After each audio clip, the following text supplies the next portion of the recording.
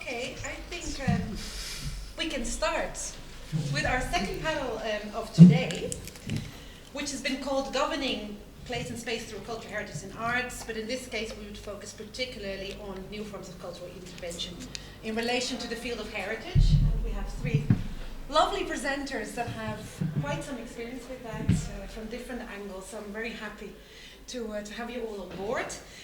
Of what I saw already from the abstract, I'm quite sure we'll talk about several, particularly of the challenges, I would say, in making this happen, in governing management of cultural heritage, which could allow for more social inclusion, participation, and civic engagement in rather challenging circumstances, either in relation to climate change, as far as I heard from you as well, social segregation, a translation of policies to different audiences. So I'm looking forward to this panel. Let me shortly introduce the different speakers, and then we'll start. Žuvela will be the first one on the panel, giving her perspective on Dubrovnik and quite a few matters happening there. She's herself also living in Dubrovnik, so experiencing quite a bit of what's happening there, I'm afraid. You work at the intersection of cultural policy research and practices of cultural development and governance, and if I may say, I think you do that both from a more sort of theoretical perspective as well as from a rather practitioner applied perspective in your work. And yes, has been recently focusing a lot on what's happening in Dubrovnik in terms of trying to instigate different models of heritage management. Then we have on board Hanna, who's on the other side. Szemzö, I'm very glad you're here as well, from Budapest, where you work for the Metropolitan Research Institute. And also, I would say, when I read your biography, a lot of experiences in many angles on heritage and cultural policy and the creation of spaces, urban policy, different policies related in urban spaces. So I'm very glad. I think, if I noticed, you also focus on housing estates, pensions, in other kinds of research. So it's a consultancy company, and as a result, you tend to do a lot of things. A lot of different things. This is what I read, but I think that's excellent because a lot is interrelated to heritage, including these kind of policies. And yes, you've also been working with the project Open Heritage, which also tries to work with these kind of inclusive approaches to heritage. And I'm quite sure you'll reflect on that. Then we have Laura Tapini. I'm so glad you could make it because you had to leave a bit earlier, but we could gladly introduce you into this panel as well. Trained as an archaeological artifacts conservator, so I would say in that sense you've been also really a practitioner in mosaic, stones, frescoes, and really sort of the hands-on heritage approach there. But you really widened, I would say, your field, both in terms of education, but also in terms of the NGO. You're part of the Adrazit, a Greek NGO, and your particular focus, which I thought was interesting, unrevealed cultural heritage, which says something in itself. It's been unrevealed, so it needs attention, and it needs another focus, and then indeed connecting this with wider developments like climate, but many others. So I think we have a very rich panel, so I'm very glad to have you on board.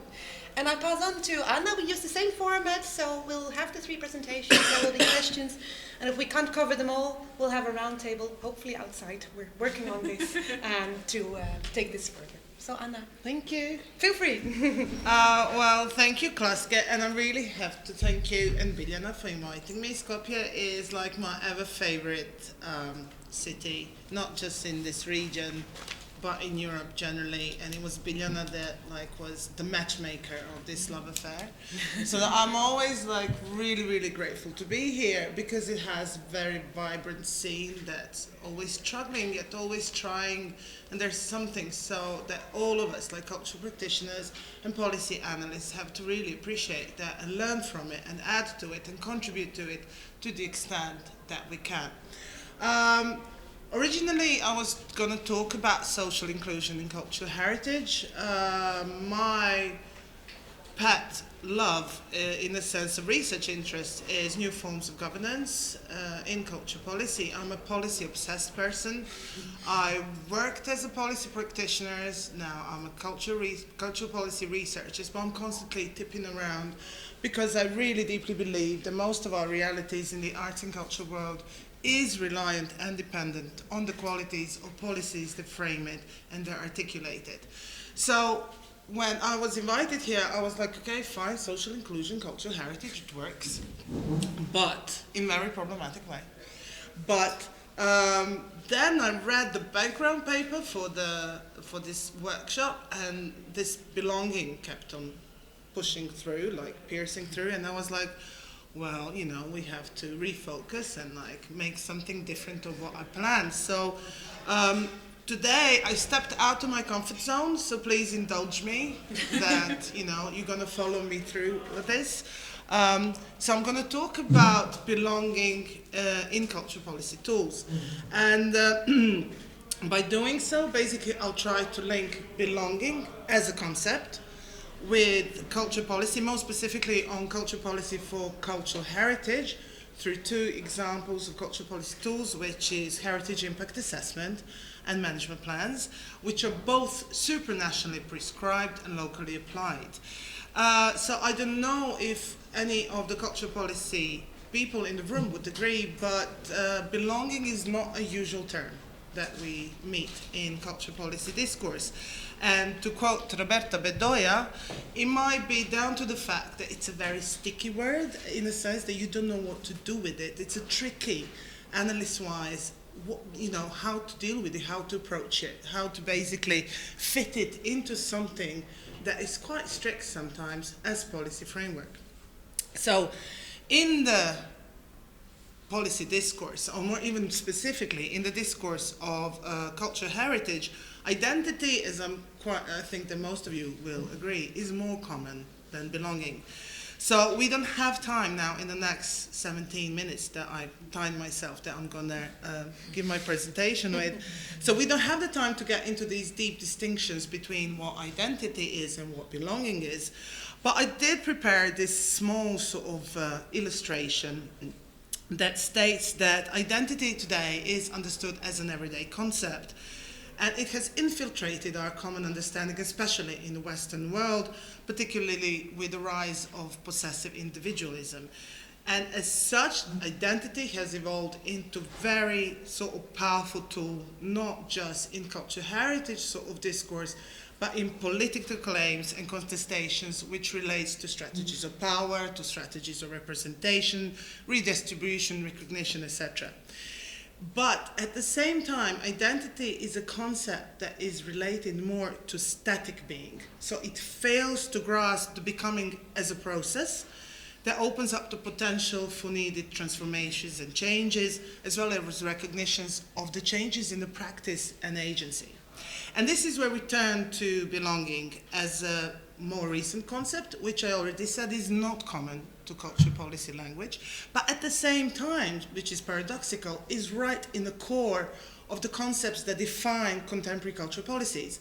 So belonging is embedded in cultural citizenship, in cultural rights, in social inclusion, in civic empowerment, in accessibility, in participation. Wherever you turn around in this cultural policy concepts, belonging is actually there. Not just belonging, but even the politics of belonging.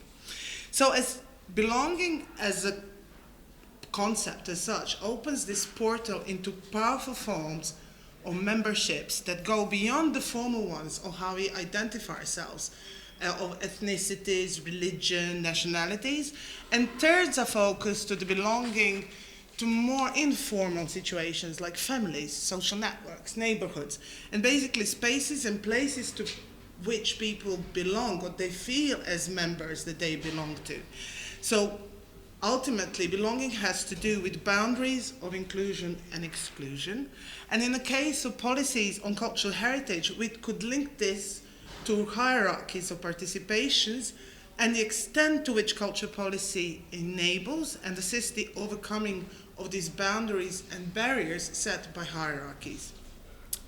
Now, in the attempt to link belonging to cultural heritage through policy tools and enable participation in overcoming these barriers and boundaries, we must sort of just briefly reflect on how the policy understandings see and perceive cultural heritage today. So there is nothing new in me asserting now to anybody that economic instrumentalism and bureaucratic rationalism have become the main criteria in assessing and planning the development of cultural heritage and development based on cultural heritage. And this has been expounded by colossal, innumerable volume of work, both research and consultancy, that is sustaining the prevailing rationale of cultural heritage and its contribution to economic growth, obviously, of the location where heritage is located. And this dogma is fueled further on the other side of the coin by the ever-present pretext of cultural heritage's value in communicating diverse identities, in providing platform for intercultural dialogue, for intercultural communication, etc., etc. And this line of narrative, so of diversity and intercultural dialogue and intercultural communication, is propounded by supranational policies stemming from bodies like UNESCO, like Council of Europe, like even the European Commission, etc. And all the policy tools as heritage impact assessments and management plans. In addition to the identity aspect of cultural heritage value, these policy tools, which is particularly, I think, important concerning the general topic of these 2 days that we are talking about, they're predominantly focused with the hardware of the cultural heritage. So on the state of buildings, on their maintenance, of the preservation, of the renovation, on conservation, so like just on the actual tangible aspect of cultural heritage. The software part of the heritage, so like the role of the heritage communities, the cultural practices that come with it, the artistic like articulations of cultural heritage are very loosely covered with the formal prescriptions or participation in the process of formulation of these policy tools, right? So it's prescribed that you have to have a little bit of this and that in the equation, then it's included in the process.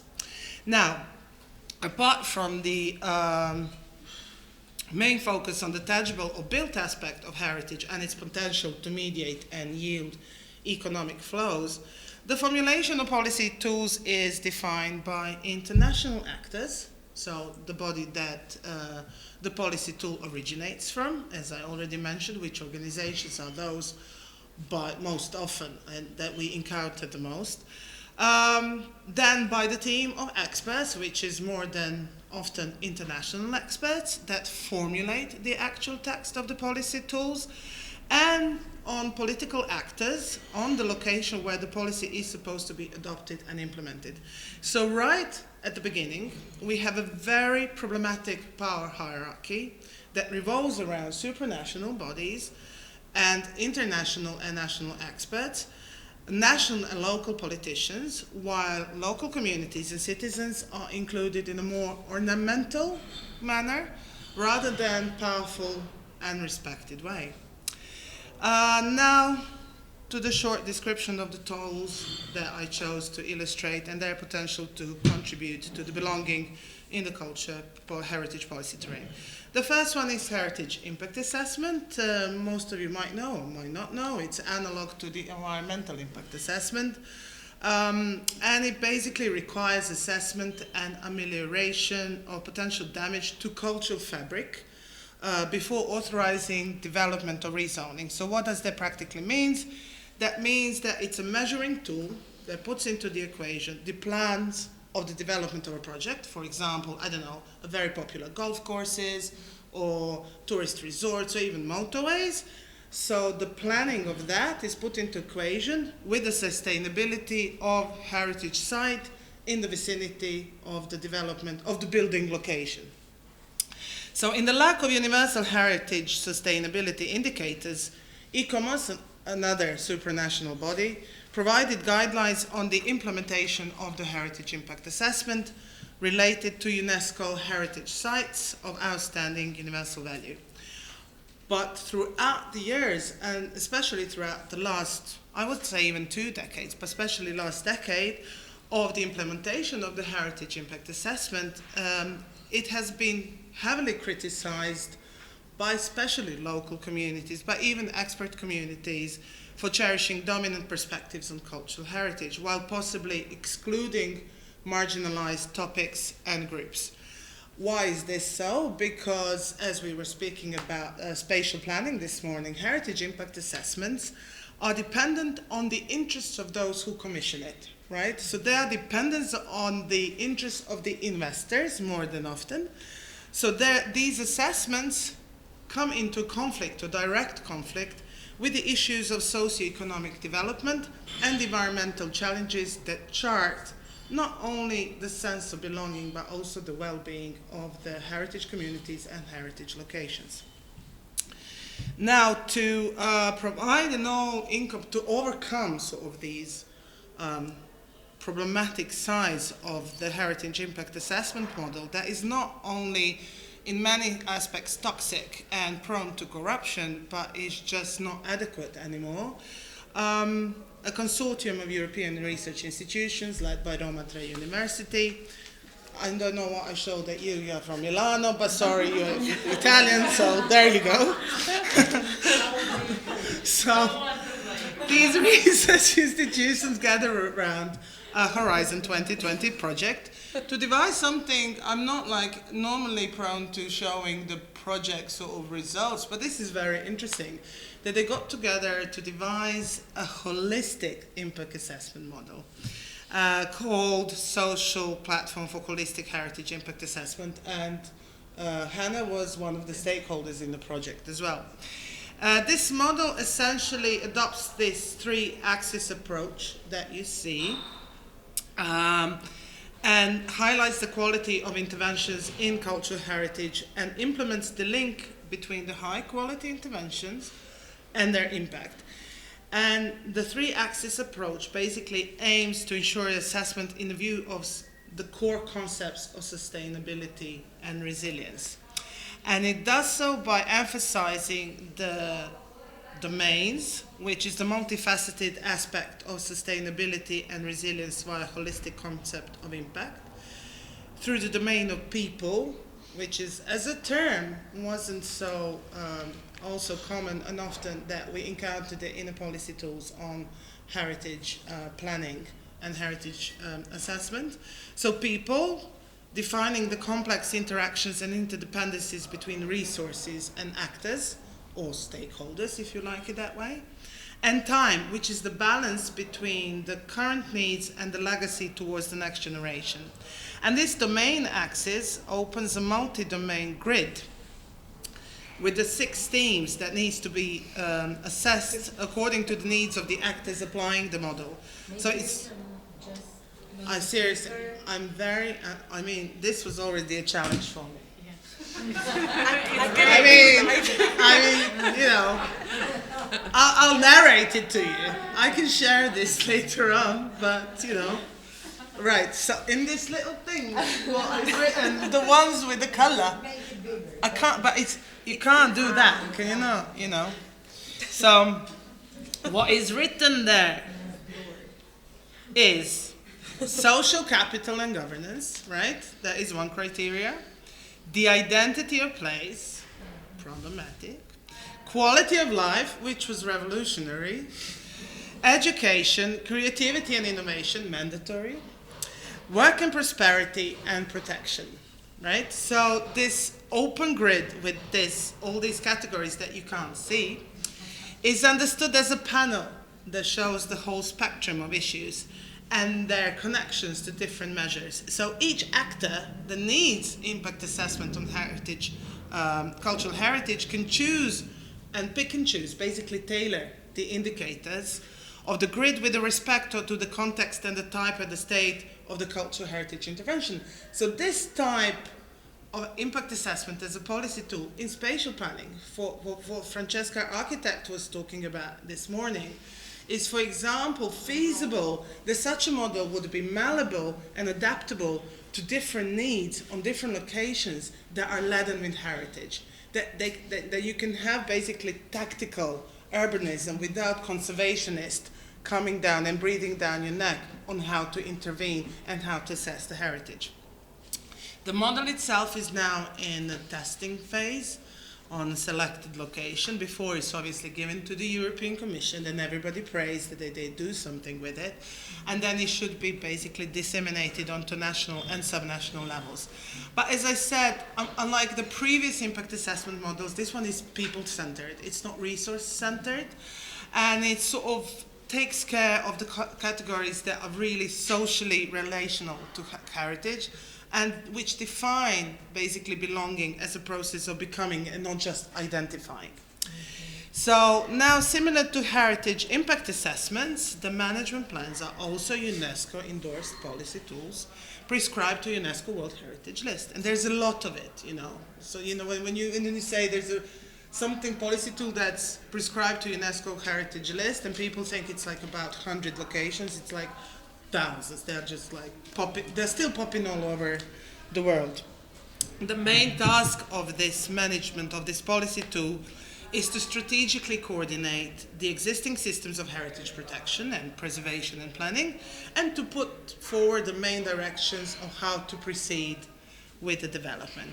And same as heritage impact assessments, management plans are formal, top-down, object-obsessed sort of policy tools that are also formulated on a supranational level. They're harmonized with the national legislation, or not in some countries, and they are again formulated by teams of international experts.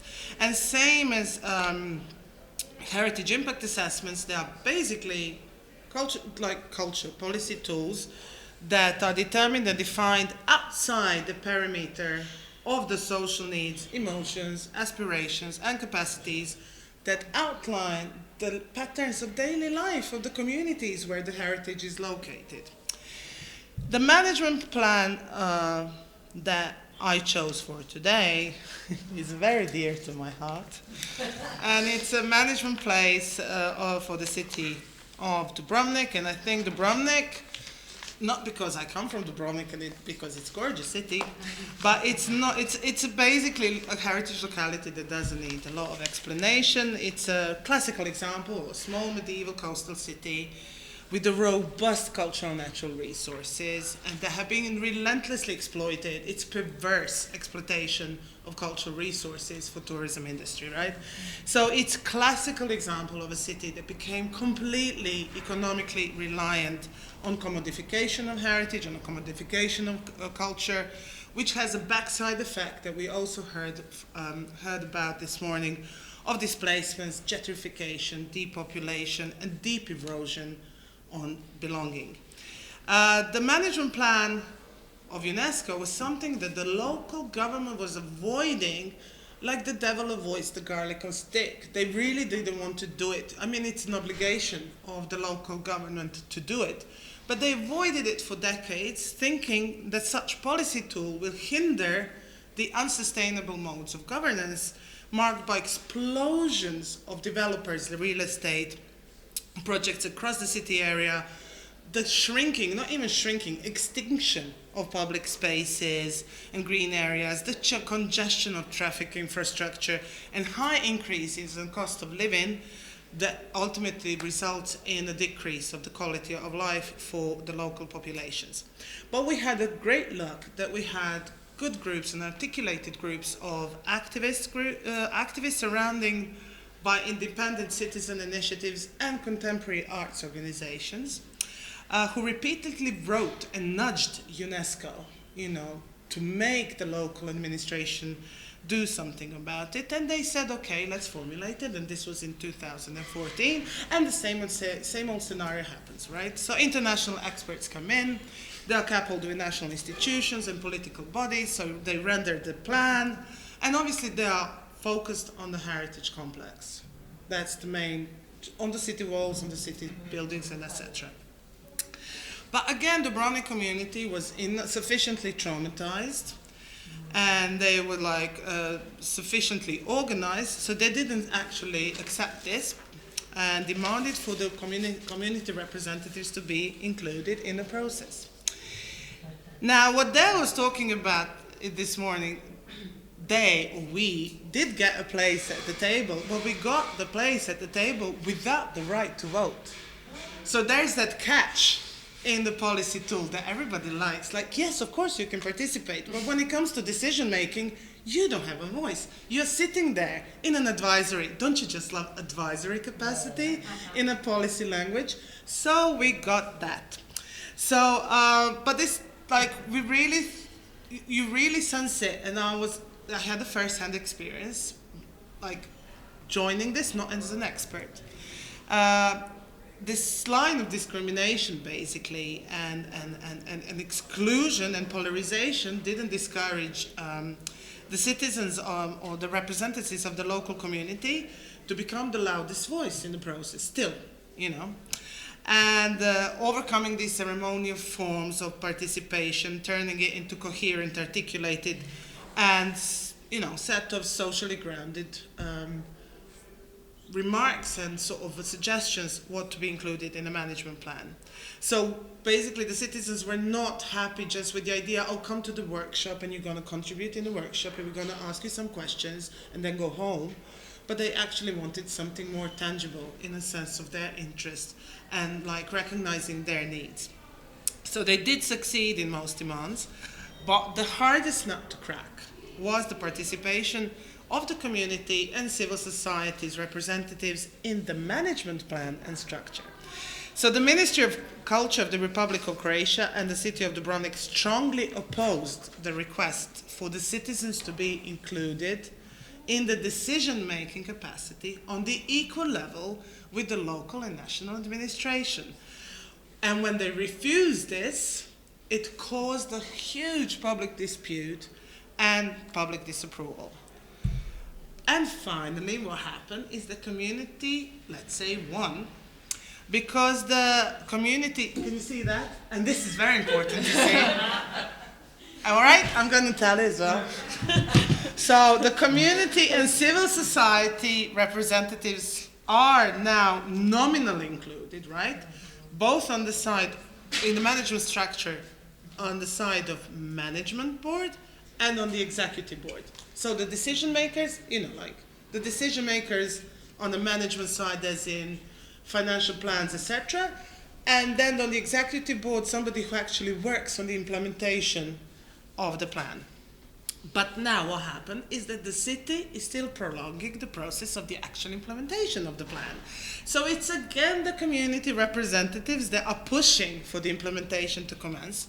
But as management structure has not been activated, yes, their role is again reduced to the loud voices coming from the outside.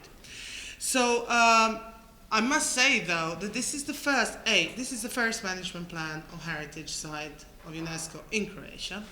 And B, which is even more important, this is the very first instance in the Republic of Croatia where community and civil society representatives have achieved a place in the decision-making structure on cultural heritage. So it breaks the ground for further initiatives and models of heritage governance to follow. So same as with Sofia Holistic Impact Assessment model, it does stand, although it's paid, like it's like this paradoxical suspense stories with, you know, elements of drama and comedy and tragedy, it does stand as a promise of democratic, participative, and properly inclusive heritage policy that will just not nominally highlight the role of heritage communities, but actually open a systemic space for the equal, and this is very important, equal position in decision making, which has a direct effect on the quality of their lives, their sense of belonging, and their cultural right. Now, the example of these heritage policy tools demonstrate that the position of community has been traditionally placed like in a little glass box. So everybody can see the community is there, it's present, but it's boxed in a little situation with the designated barriers of engagement. In the practice of policy tools such as heritage impact assessment and management plans, this entails that the process of participation is reduced to the requirements of the tool provision. So experts will come and ask you, what do you want? But what do you want and what's going to be included in the policy tool is determined ultimately by experts and politicians, reducing the notion of belonging and citizenship, of cultural citizenship, to the shallow criteria of residential status and your location. So you're just basically a member of a community due to the fact of where you live, not because of your sort of lifestyles and your belonging. So moreover, these types of processes of exclusive participation prohibit the concept of belonging in this decision-making on the topic that are vital for communities' well-being. So not does the community only have the right to participate, but they belong in the participation process. So participation is not only a commonsensical practice that signifies democratic character of social, political and cultural behavior, but it is crucial for achieving sustainability and tolerance and cohabitation and peace, more importantly, of our little societies, not just the big ones, but little societies that make our realities. And finally, the contemporary shift in cultural policies and contemporary governance, an understanding of values of cultural resources to the society have repeatedly shown that belonging has become something that cannot be taken for granted, which is why it's very important that we are talking about this in today and tomorrow. So the social inclusion, participation, sustainability, and accessibility should not just be empty signifiers, empty words, and empty signposts of the levels of awareness of policy, but deeply problematic concepts that highlight divisions and exclusion and power relations in cultural policy and provisions for cultural heritage. The policy terrain is overflowing with these concepts. We all use it, we all deal with it, but their meanings and their implementation is paved basically with struggles for participation and deep divisions between involved actors. So I'm going to go back to paraphrasing Roberto Bedoya, who's a civil servant in Oakland, one of the greatest pioneers in securing cultural rights and belonging in America and generally, internationally. He said that our chief cultural deficit is belonging. And I would say the chief deficit of culture policy, especially in the register of cultural heritage, is also belonging. So to descend policy tools on cultural heritage, but policy tools generally in culture policy, should adopt the concept of belonging as a standard that assures that all public policies and decisions assert and protect and embody the primacy of belonging to the health of local culture and community. Thank you very much. I'll stop now. Yeah, we move on to Hanna, and I think it links up also quite nicely to some of the frictions that Anna was already describing, and how do you translate these more transnational frameworks to heritage or expert knowledge into different settings, and what kind of challenges does that lead? I think that links up a bit with what you're gonna talk about. So the floor is yours. Thank you. Hello, everyone. It's actually very difficult to follow up such a good presentation, but I'll do my very best. No, it's actually it's. I mean, you don't see much. I think because the colors are very nice when it's on the small screen. you need to take my word for that. I really will follow up a bit on what Anna was doing, reflecting on the difficulties from a different angle. And I think some of the things that I will say could be sort of repetitions from the morning, which I think is both a blessing and a difficulty. Well, we'll see how it works out. It has a very long title, which I'm very unlikely to follow exactly, but I was when I'm preparing for the workshop, I was thinking, so it's called The Internal Paradox: How Can Bottom-Up Initiatives Be Supported Through Top-Down Expectations and Regulations? And the reason why I will talk about this, maybe as a background, I'm not a heritage expert, I'm a sociologist, and I actually work at a really great think tank in Budapest, and because of this, for the last 20 years I've been doing various, both research and consultancy, all focusing on urban development, and this is what connects different threads. Heritage has come rather late to my life, we can say that. It's basically, I wrote a proposal, an H2020 proposal, which to my surprise really won, and I'm very happy coordinating it ever since. It's called Open Heritage. And heritage for me, and I think that really is also, it's an opportunity, because I'm still not a heritage expert per se. An opportunity, following up Anna's, is to develop communities, to increase belonging and strengthen local identities, but also to strengthen local development. From whatever that means, we try not to work on, strengthening only the local entrepreneur, of course. So this is a background. This is what the context why I'm interested in how you actually can work on.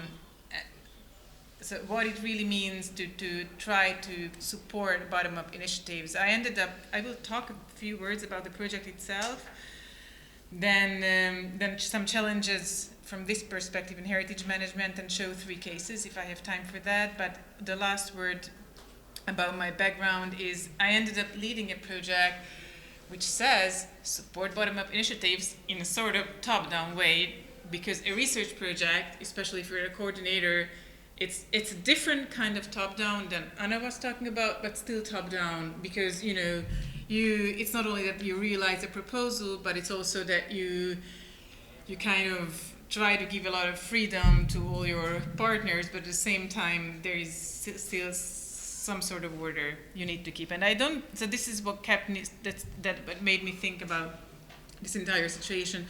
The project itself is very close, I think, to what this workshop is about and what we have all been talking a lot lately. It's basically focuses on marginalized areas, and every big project has many small aims, but the big aim is, which you cannot really read, I think, is that it works to create sustainable management models for marginalized areas with the involvement of the local community, local stakeholders, with the heritage community, and they emphasize this as a heritage community and not necessarily this might and might not overlap with the local community, and bottom-up initiatives.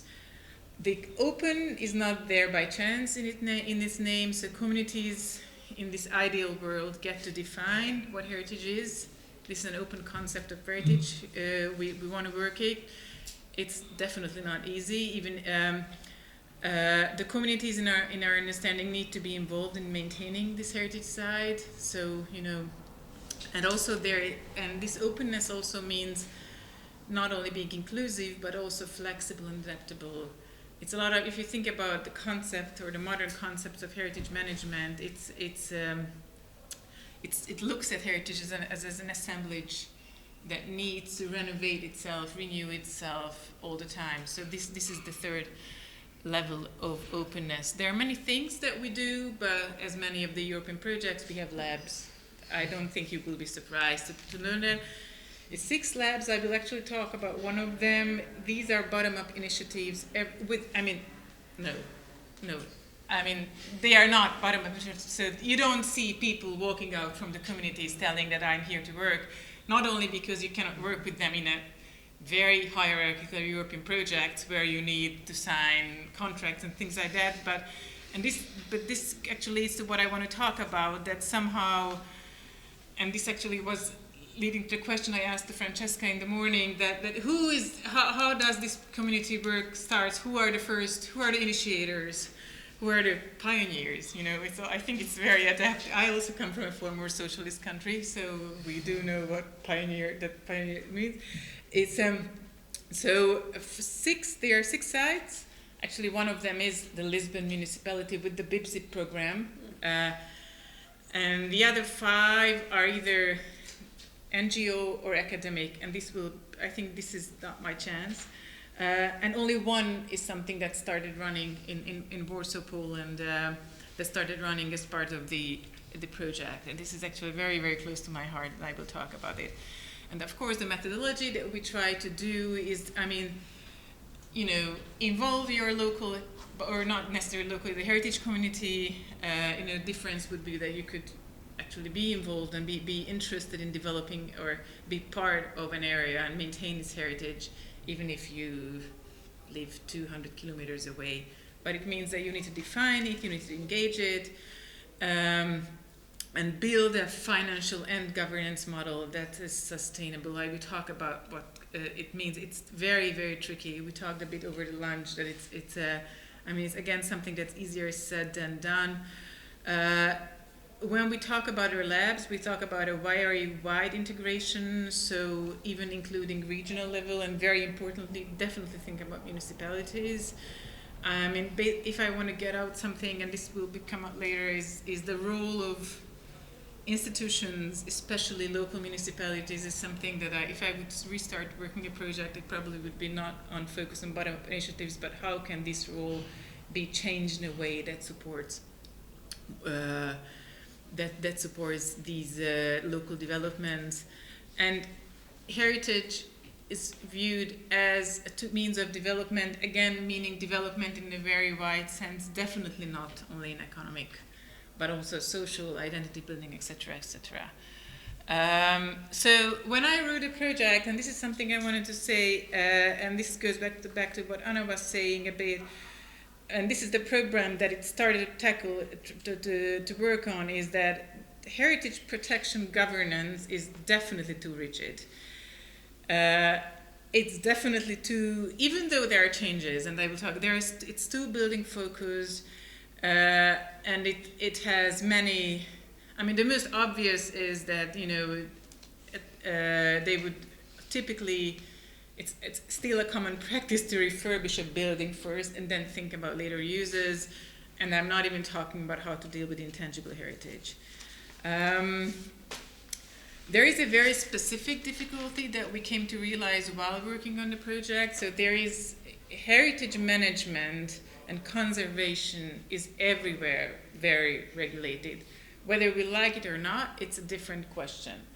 But when it comes to adaptive reuse, which is the focus of much of our work, and because that's basically the prime area for bottom-up initiatives to engage, and that's the same, I mean, that's also, you know, to work with tactical urbanism and everything like that.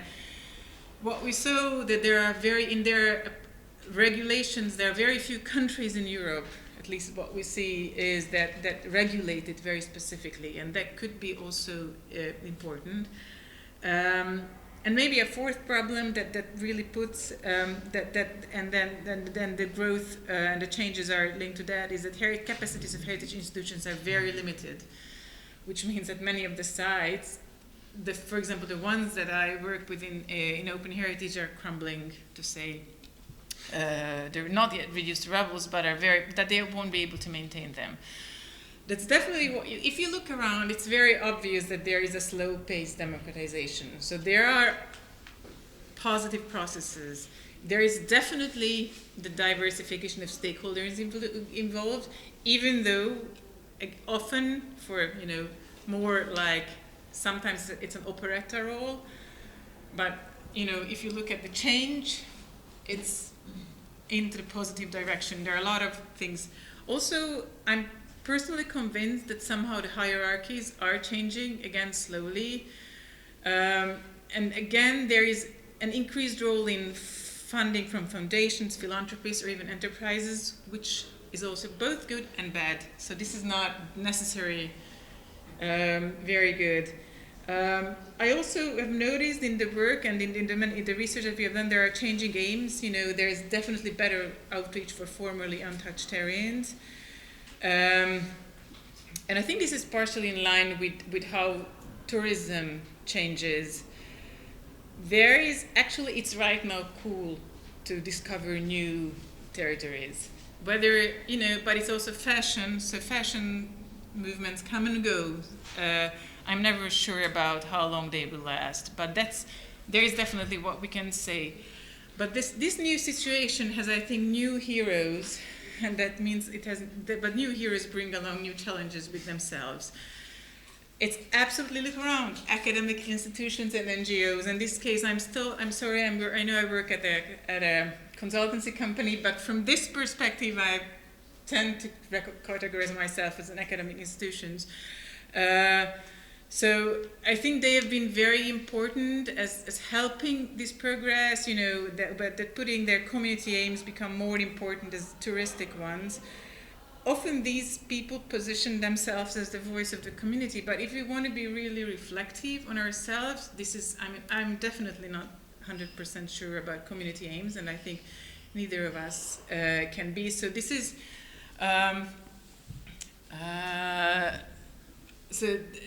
if we are critical about municipalities and official institutions not being aware enough about community voices, then I think we need to be aware, need to be critical about ourselves as well. I think none of the academic institutions can claim to really know what's going on the ground. And at the same time, in my experience, this is often true of the NGOs as well.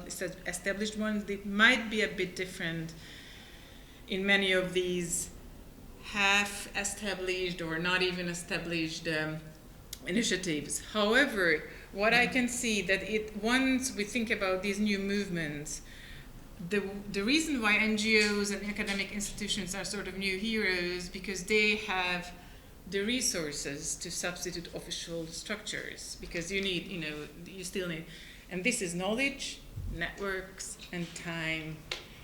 If you think about who has the time to work in, it's typically middle class, typically freelancers, and they are not, they might not be the same, or their interests and thinking might not overlap with the thinking of the community. There can be, I think one of the things that Anna was saying was also, here I can see there is probably a very obvious overlap of being a resident in Dubrovnik and being educated. You can represent their interests. But some of the areas that I talk about, I think sometimes this is not so evident. So this is again a very welcome change, but if we are critical, we do need to be critical about ourselves. And networks and knowledge are again middle class and educated. Typical building into there. There are also, because of this democratization, there are actually related challenges. I think where it's a freedom and liberation that you don't have the institutional structures behind, the loss of secure institutions, just think about the loss of secure jobs. This also means that there are, the loss of security has its drawbacks. And often, my favorite example is about community interest. I think there are very good methodologies actually by now to involve the communities. At the same time, sometimes it's very difficult to find a compromise between, there are two problems here. One is to really understand the community interest, and that's in a way even easier. The second is just to meet a compromise, if we can say there's public interest and community interest. They might not overlap. It's not my favorite example, which is not heritage-based, is highways. Who wants to live next to a highway? And and I think it's very difficult. Of course, if you take time and you have enough money to compensate, it's possible. But that already involves, I think, official structures and municipalities. There is a neighborhood in Budapest which is very historic, and I really like it. But the problem was, when some of the apartments are impossible to live in because they still don't have bathrooms, and it's the perspective of maintaining the same buildings or living in them would lead to very different conclusions. And the fact that the moment that we demand diversification of financial resources, because you're not dependent on subsidies, let's say, it also means that you're more inclined to be dependent on entrepreneurs or crowdfunding and crowdsourcing activities, which crowdfunding sort of activities. And the thing is that I think it's again becomes more difficult to define main goals. There is not I put the Colosseo here because I think it's so much. It's again the difficulties of because that's for me in a way the exemplary official heritage side. And what I learned lately, it was in a research project, that if we are looking for bottom-up definitions of heritage, people still tend to think about the official definition. So we did have a small survey, just very few. It was basically interviews and focus groups. So it's not even a survey in 9 areas. And the interesting result was that people were asked about their local heritage, and they kept on naming touristic sites. So what's important, what I wanted to say, that to really encourage bottom-up initiatives, you do need capacity buildings. Otherwise, what happens is that you really end up with the official discourse. And this is, and there is something else which I've noticed, and I think my favorite example is that, as I mentioned, we have 6 labs. One of them is Lisbon, which is per se not a bottom-up initiative, but a municipality. Nevertheless, if you look at the people who they reach, because they are in a municipality, they actually have access, in a way, the end result of their involvement and participative involvement, but you need, of course, the methodology of the BIBZIP infrastructure for this is significantly wider than in in my other labs where NGOs and good-willing people do it. So it's sometimes that I've noticed that there is this contradiction, is that that bottom up is less democratic, or it can be less democratic than top down. I think I mentioned all the other things here. I already mentioned this one. And there is something that I'd also, there is one of the freedoms, and is that that when I started working on open heritage, we were all into finding alternative resources, or alternative financial sources. And what I realized by the end of the project, that there is this very uncomfortable overlap between countries where there's an availability of relatively generous subsidies. This is the countries where typically have a good financial system in place that allow for crowdfunding or other alternative mechanism, whereas in countries where these alternative places would be more reliant on alternative funding mechanisms, often lack both subsidies, the residents' capacity to really fund big projects, and the financial mechanisms or financial that allow good crowdfunding systems to be in place. And this is the question that actually interests me. So once we do think these bottom-up initiatives actually do, I think, public work. So they became really important in a way after the financial crisis, and we tend to think that often there was a wave before the financial crisis when when some of the state responsibilities were outsourced to private enterprises, and I think these bottom-up initiatives also do jobs that should be in an ideal world done by public institutions. And this is also a sort of outsourcing, which is of course closer to our hearts, but again, I think it's important to keep a critical stance. I'm not sure how I will with time. I have this feeling. You have to. Then I'm afraid. Yes. Yeah, it's because I do have a lot of slides, but then I will skip them. To make sure we have enough time for I think, this is what I will, I have lots of great pictures, but I think it makes sense now for me to stop, because that would be another 20 minutes. I'm sorry for bad time. And I will share the slides. And I'm also, there are lots of, there's lots of info, and also you can find videos there. Okay. That's it. Sorry. No, it's all right. Thank you so much. There's a lot to say. I have a very colorful presentation, which most probably, because we have such a sunny day, you won't be able to see, but most probably you will see it later. Thank you so much for the invitation. It has been already mind-blowing listening to all of you, and as this morning presentation, also this afternoon, I think it's like kind of building up, and I will try not to connect too much the presentations, because afterward I will lose time. But there are a lot of things that you said that are super much with what I want to say. So let's see, does this thing work or no? No, okay, I'm going to do it this way. Sorry.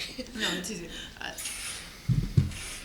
Okay, So it's very strange for me to come and speak in front of you about climate change and being connected to be the climate person, because I'm totally not a climate person. I'm a heritage specialist, as they say, but it's not a very nice word to say.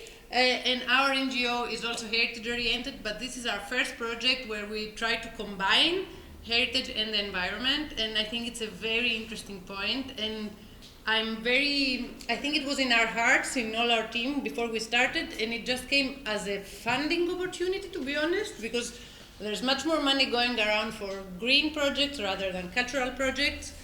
So we kind of adapted our idea, but then while we're building it and we are researching, it makes perfect sense. And I will present to you some very basic elements of the why we are up to this project and what are we doing.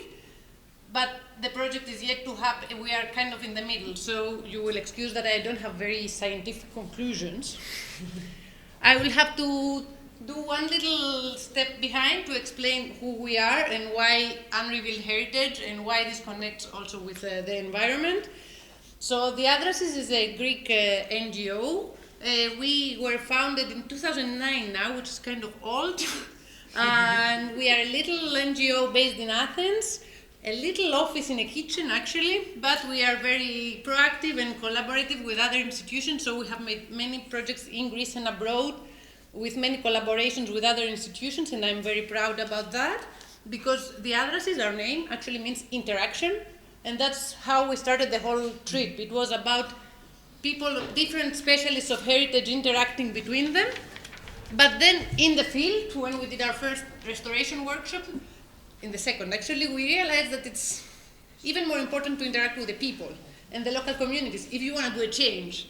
So instead of our first long name, interdisciplinary research and architectural and archaeological conservation, we said protecting unrevealed heritage. So why unrevealed? And that connects to our project this time. Now, in this very transparent slide behind me, there is a little equation. So on one side, you can imagine there's a little chapel in the middle of nowhere, like Holy Mary or something. And in the other one, you would have like an axis base of a country full of heritage. And I'm talking about Greece because it's where I am, but this is applicable to many different places. So we have to be also realistic that in a place that is so full of heritage, there are values and there are also money values, there are artistic values. You cannot say that everything is the same, and the money is always the same, and what comes first, what comes after. So while the Acropolis is very easy to recognize that is universal value, as UNESCO would say also, this little chapel is important for someone. And that's where we are focusing and where we are working. So you have to see where this little heritage is located and who does it belong to. So this is what we call unrevealed heritage. This is about little heritage in small communities, even in bigger communities, but can be something that you can identify for. Therefore, you, the community, can take care of it because this is important for you. It's not about expecting the state. I come from a country that the state is the solution. No, it's like the white prince. No, you are waiting it to arrive and save you, but it doesn't happen. So let's try to change a bit our perspective. It's important for me, so I can do something about it. So we are focusing on unrevealed heritage, and this project, again, I will go with the Greek, is called Simvadizum, very easy to pronounce. And there is a wonderful image of the Beatles there, first of all, because I love them, and second, because they are kind of all walking together, and the project itself, it means let's walk together, because it's about bringing together the problem of environment and heritage and the problem of local communities and experts and how we can all become part of the solution. So that's this long name. And now I will go on why we started this project apart from being funded and survive and have people money to pay our people. So let's say that there's a lot of emotion behind, and we realized that there's a lot that you can do by provoking emotion. Now, environmental campaigns and problems I can see from my friends and from the wider public, it's easier for people to connect with because they're easier to understand. You kind of understand that you belong to something bigger. And also they are very dramatic and very good in their campaigns. So that we have seen. So one of the major campaigns about how we have to act for the environment before climate change, when I was little, no? There's no planet B, which is absolutely true, and I totally agree. But it's a very strong and clear message, no? And when we were reflecting about this proposal, we said, okay, this can definitely apply to heritage because there's no heritage B. Now, if something gets destroyed, you don't get it back, no? So there is a very strong emotional thing about heritage and about the destruction of heritage. So you can easily try to motivate people with something that if it gets lost, you don't have anything else. Now I have this very basic example which discussing it with Francesca, she said, you should use that picture. And I said, of course I will. I don't think there's anyone who didn't get a moment of block the moment that Notre Dame got burned. So, I mean, everybody scrolls up and down their phones. The moment you saw that news, everybody stopped. You don't have to be a heritage person. It's really shocking, and I have goosebumps now, true, and irreplaceable. So, heritage, you cannot replace it. And I also saw that I like this too, while researching for this project, very clear as well. So, this is from this Fridays for Future org, which is a very green thing after Greta. And they started making a campaign to motivate people, and they used the image of Venice flooding with the tower. So heritage is very strong and very emotional. And also, what I said in the beginning of the project, and that's why we're here, heritage and monuments are in an environment. They are not flying. I think we have a wrong perception, heritage people, at least, okay. While we were trained and when we talked between us, it looks like heritage is somewhere in the space and has nothing to do, neither with normal day life, nor with their environment. It's like, because it's so precious, which it is, it has nothing to do with our surrounding, which is not true, because heritage is always somewhere, either in a natural environment or in an urban environment. It's interacting with the surroundings. So there's a lot of what you can do that has to do with around the monument, not the monument itself. And because we are in this kind of environment, climate change does threaten the monuments. And while I have to admit that it's becoming a tendency, and that there are a lot of funding proposals about it, and then there's a lot of literature about climate change and monuments, I can tell you that in true story, there's not a lot of things being done. I mean, everybody says that it's a threat, but it's like a bit of a fashion. So it's like, okay, climate change threatens the monument. How? So you cannot say that climate change is a threat on its own, because monuments are in the environment, they are threatened from many different things. So this is a very typical scheme of how decay affects the monuments. But what happens with climate change, because it has many different aspects, is that we have extreme weather phenomena. Now, I was telling before, in Greece this year, from January till now, we had 3 big snowfalls in Athens, which is insane. And everything gets multiplied. The infrastructures don't work. You have the trees coming down. So this is the way that climate change affects monuments. It's not something new, it's an accelerator. So what you need to keep in mind is that things go faster and they happen in a traumatic way. So what we have to be prepared is about this, first, to prevent things from happening, and second, to be ready to proact when things happen. And I'll go and focus in Greece with 2 heritage examples, which are clear in this imagine again. So this is a flood in 2020 in Karditsa, which is a city in the middle of Greece.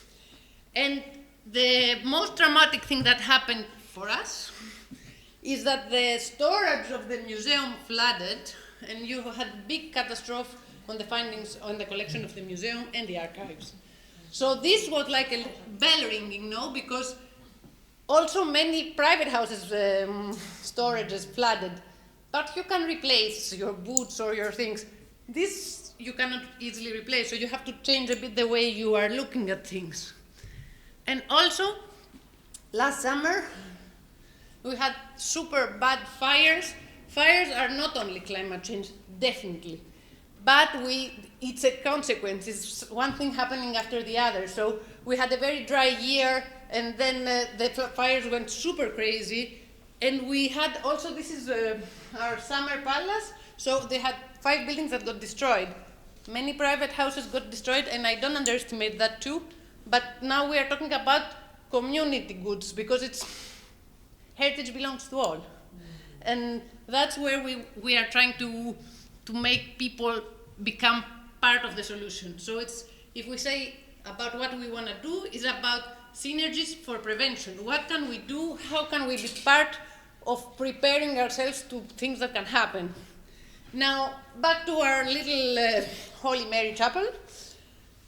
We thought that the answer can be kind of given on our concept about working with the locals, because the center, as you said, the central power, the Ministry of Culture, has very little resources. It's impossible to care about everything. Money-wise and people-wise, you can't be everywhere. While local people are everywhere. So we are thinking and are optimistic that we can try to work on a model, this is a very pilot action still, where people know what they can actually do to become part of a preventive solution. So there's an entire subject in conservation that I'm not gonna make a big thing about it, which is called preventive conservation. And there are all the actions that you do for heritage before bad things happen. So if you think it in a very practical way, all the little signs you see in museums and stuff, don't touch, don't see, don't think, is kind of a preventive conservation model. But again, we think about a negative thing. It's like, no, what not to do. What we want to do, if we manage with this project, is to try to make people think about things that they can actually do. Because this prevention of not living or not facing things is not really working. So to do this, we try to put different forces together. So we are an NGO, and as you mentioned, Anna, before, I also agree that we are not the voice of the local community, because we are an Athens-based NGO with our own little life and our other experiences. So we are the motivators, we try to put the project together, but what we try to do is try to put everybody on the same table in real time. So it's us, is the local municipality, which again, as you said, this works very well as a facilitator on inviting people. Because now, me from Athens coming with this loud voice and say, come on, big part, it has never worked. I try. While in the opening ceremony this time, because of the municipality, we had so many people that it was like, this I have to take pictures. From one side it works, from other side it doesn't work, because as again you mentioned before, sometimes it's just the check. I mean, they say, yes, please, we want you because we present one more action as a municipality, but in real time their commitment is not so more than the opening ceremony. And one other very important thing that I wanted to stress is that we also engaged in the beginning, from the beginning in the project, the Ministry of Culture. Now this is a very hot potato in Greece, definitely I think in other countries too. Archaeology is seen as a bless and as a threat and as a devil. So when you hear the word ήρθε η αρχαιολογία, which means the archaeologist came, it means everything stops. So this is something we need to work on the project, because it can't be this way either. And also for the archaeologists, not archaeologists, I mean heritage people, not to be afraid of what people can really do, we need to try to work all together from the beginning when we are designing the project to the action. Because it's also that for the ministry structures, For many of them, we are the devils because they are the NGO. Who are you strange people that you work outside the ministry and you can't do this? So it's important we put all this together, and I'm very happy we managed to do a proposal with everyone. And what we want to do is that with all this mingling between us, that we can motivate the local associations. So we don't want to go and try to reinvent everything and try to invite people to take part. We want to go and try to motivate existing structures, like the real people of the place organized in associations, and try to give them the tools to actually do things. And in this ideal world that we're trying to create, there are 3 basic steps. The one is raising awareness, or like really understanding why this is important and this can actually happen. The second is what I mentioned, training the locals, which I will do a very short present stop after. And the final thing is also training the experts, which sounds kind of strange, but experts know what to do on material, on the material way, but how they can work with the public, how can it be, is the archaeologia? This is what we are going to try to change with the second part of the training. Where was I? Okay. Yeah. So, raising awareness, training the locals, training the experts, and all this, of course, it's made with a big part of the project invested in research, because for us it's also a new opening, so it's not something that we really know, we are testing. Now, just make very clear, we are doing the pilot project in Kea, which is a little island very close to Athens, very beautiful, but and very touristic as well. Not extremely touristic for a reason I will explain later. The reason why we chose Kea, though, is a very practical one, that we have been there before, so they know us. We organized like a treasure hunt for cultural heritage right before the pandemic, so we already established some connection. It's not about, let's just tell you about this idea. We kind of knew some people, and it makes our life kind of easier. And that's a very basic thing for me when you're trying to do things, is trying to do it in places that they trust you, because it's one of the struggles we had the first year. Now, as I said already, we started the project with a little research on what is heritage for the local community. So, again, I'll go back to your discussion, because interestingly enough, we had the question which is the most important heritage site. First of all, for all of them, it was impossible to detach from the archaeological. So, still, we are archaeology, while heritage is so bright. And secondly, they said Carthea, which is an outstanding place. It's a really a coastal, and the way you approach it is amazing, because you walk through the ancient path for 14 minutes, you can't go by car. It's amazing. But namely, most of the locals have never been, because you don't go by car. Still, they say that it's the most important. After, we had the question, which is the heritage which is closer to your heart. And there, I find very cute that the lion, which is it's an archaic lion, but it's very important for them for 2 reasons. One is very close to Iulita, which is the capital of the island. So they have been like kids, they play. Also, apart from being an archaeological site, this one is also very close to the popular traditions. So it's in folk songs, it's in the storytelling.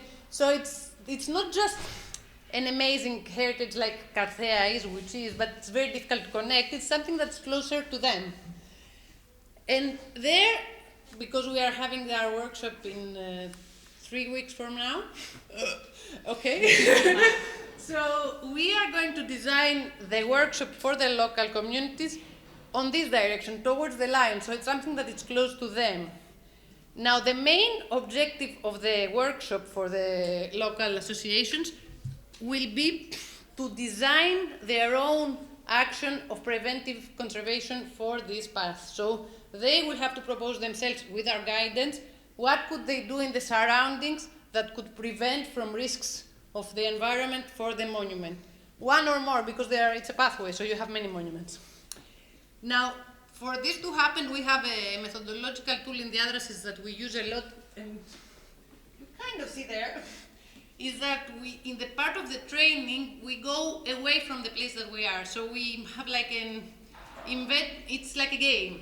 So you invent a village, everything that's part of this village is fake, so you don't start these discussions about, yeah, I want to do, but you know, the mayor is against this, and the archaeology is against, so you go in no man's land, and there's this kind of strange heritage, and you start designing things about this heritage.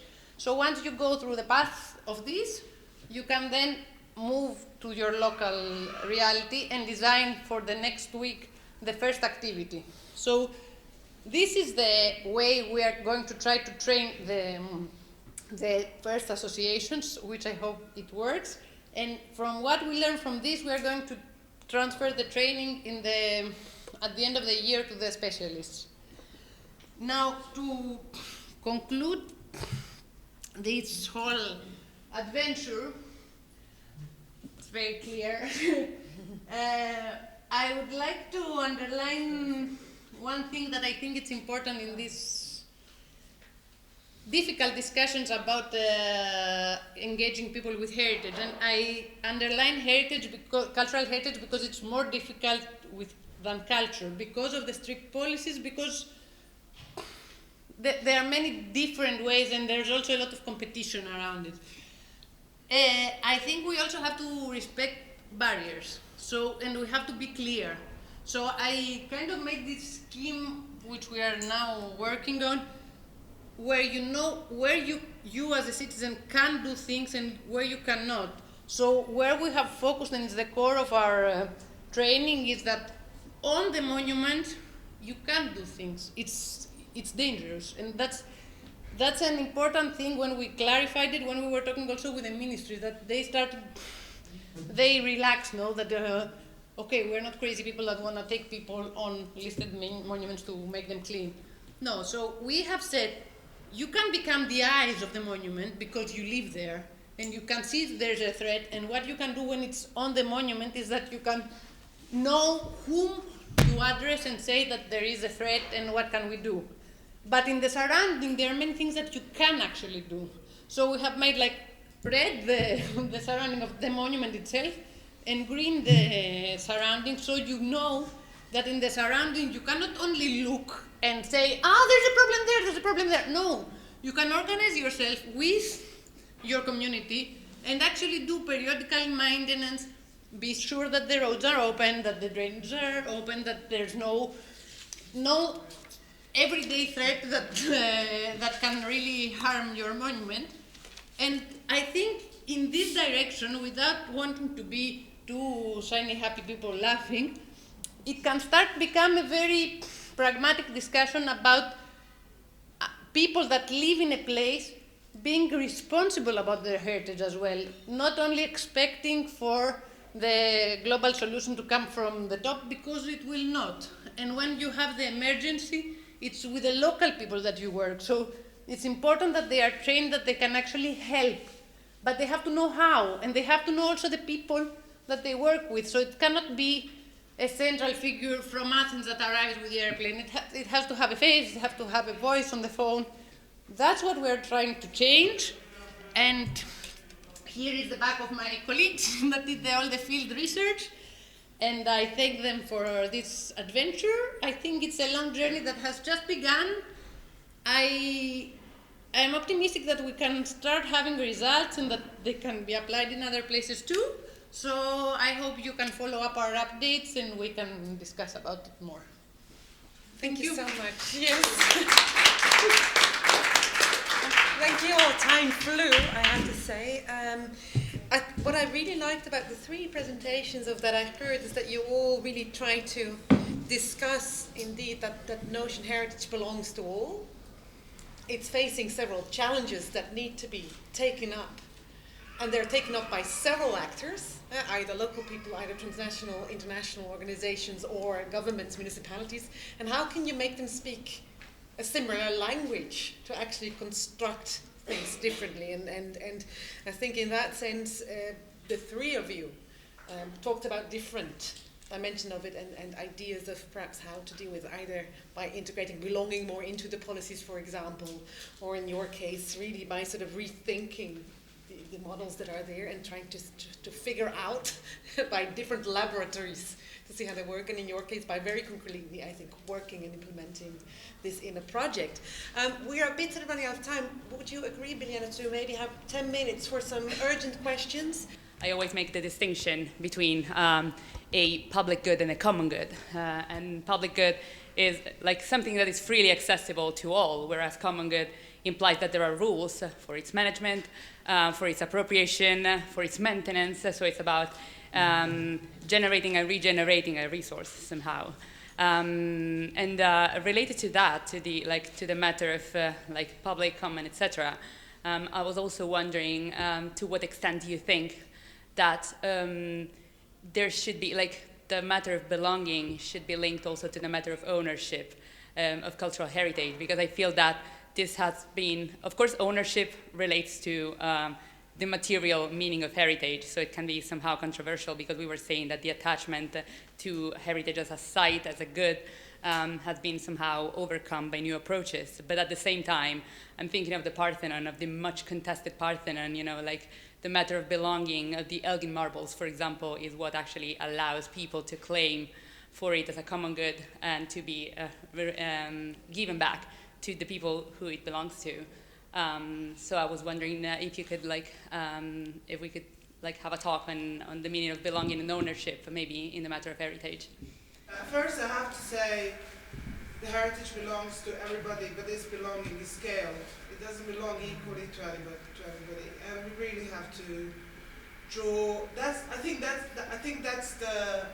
Even when you talk about ownership, I think that's the goal and the ideas of savvy policies, but not policies in the sense of their execution and in the sense of how they're formulated, but in the sense of philosophy of policy and the whole underlining, not even research, but theoretical perspective that feeds into it. Heritage cannot belong to everybody equally, full stop, right? Because the boundaries between it on who appropriates it for what purposes and how automatically brings disbelonging into belonging, right? So likely to be completely like brutally coherent about it, like you as a tourist would have a better sense, you have a better right of belonging to my heritage than me as a member of a local community, if you can understand that, right? Because you nominally bring the money and the progress, whereas I, with my daily living, am a part of your picture that you're going to send on Instagram. My kid or myself or a ball on the street, right? So the thing is that we need to discuss policy-wise the boundaries, the scales. I would say it's literally scales. The phases and scales on belonging. And it's tricky because they belong to many different registers, being, as I said, there's belonging and there's politics of belonging, right? And when we come to politics of belonging, we come to ownership. Now, ownership is something that's very now debatable because we have to think of what type of ownership.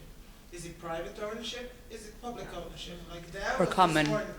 This morning Dad was talking about public ownerships, literally public ownerships, that are then shared in the modes of governance and shared in the ideas on how to plan this and how to take the public ownership and common it, right? Through governance models, right? To make it belong to everybody. So I think the public ownership is directly connected to belonging, and it has to be a conduit of right to heritage by just being public. When it comes to private ownership, we come to a not that I cannot respond to straight away now. I seriously wouldn't be able to respond in which type of belonging are we in, or like what type of belonging does somebody who buys a house, which is like registered cultural good, next to mine, i.e. the family that lives there, to compare the ideas and notions of belonging between a foreign owner, national, of a cultural good, and myself, and our interaction with the space, the heritage space that we use, I for daily living, be him for, you know, financial purposes or renting or something like that. So I cannot give you an answer on that straight off, although it's an interesting question. But when it comes to public ownership, there is no question about it. It's a mandate, it's constitutional at the end of the day, that you know, public ownership is there to be shared with citizens, and there are institutions and organizations and policies and regulations to enable this. So we need to talk about this. How do they do this? To go back to all of the presentations, this is exactly what we are talking about. Sorry, go on. Just one remark that there are conceptual kind of divisions between belonging and ownership, because someone can have ownership on a certain public, let's say, heritage, but it doesn't feel as belonged to. This is like the case of Skopje 2014. So I think that it's very much, you know, also a political basis besides conceptual, and I think that there's the material of the notion of belonging more is related to affectional, let's say, relations rather than to, let's say, material as ownership is. So when I say belong, I also relate to affects to it, to something that emotionally I really relate with.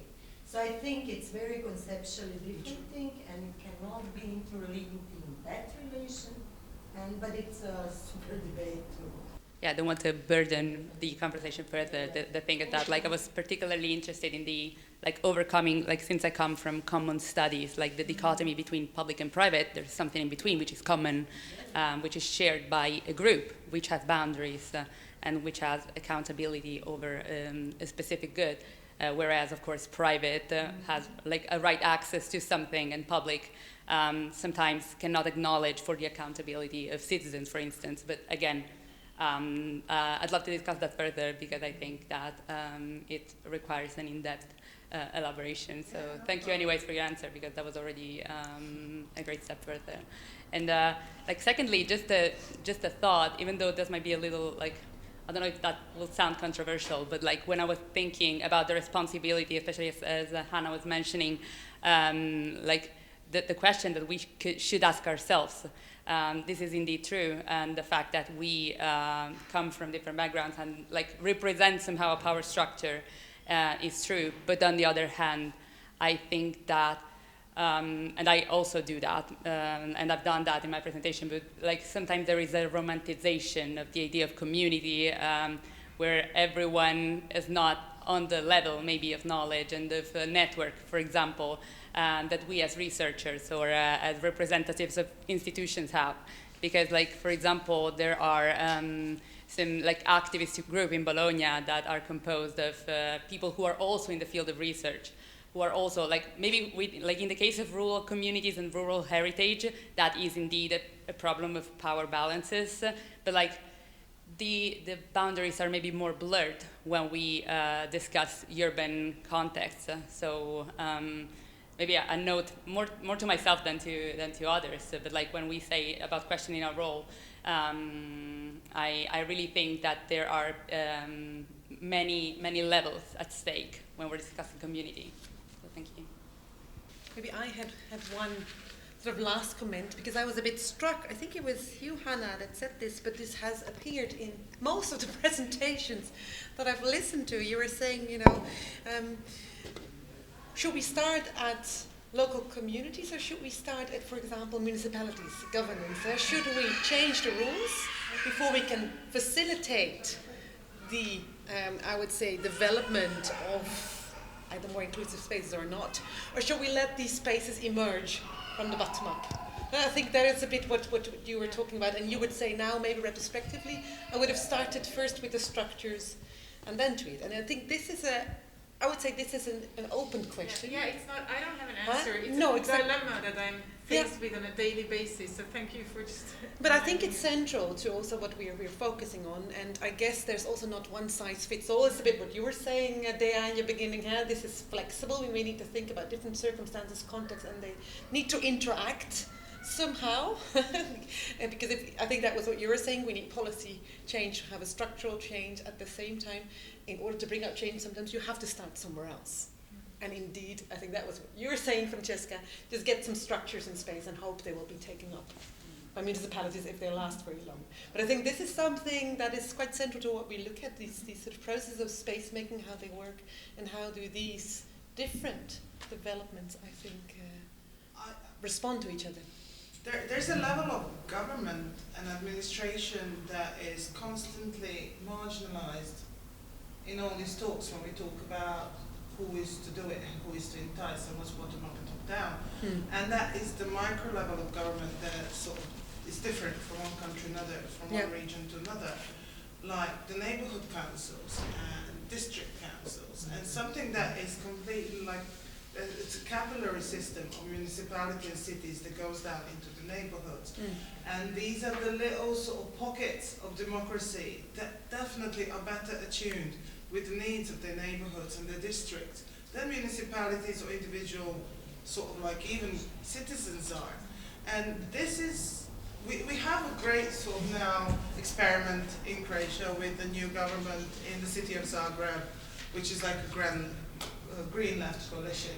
And this is how they're now trying to build the city governance and administration, like from the neighborhood and from the local mini councils going up into the city structure. And maybe that's one of the ways to consider, to basically take this picture of monolith like national government, regional government, local government, citizens, to put in between us mediators, sort of like administrative units, to turn around to those units that are in between sort of spaces and pockets of decision making and consultation. And maybe that's the thing. I mean, so far we have some success with that. It's very, as I said, it's very experimental. In socialist country, that's a legacy, that's miestne zajednice, gradske kotarije, and stuff. You guys know what I'm talking about. I mean, that's what, I don't know, Belgian culture system runs, for example. It works wonderfully. So there are definitely a few options. We just have to see how they would work. Okay, I think we should wrap up for now because we also need for some fresh air, some coffee, really sort of, get our brains, giving it a bit rest. But thank you so much for this lovely panel. And yes, let's take this further. Thank you.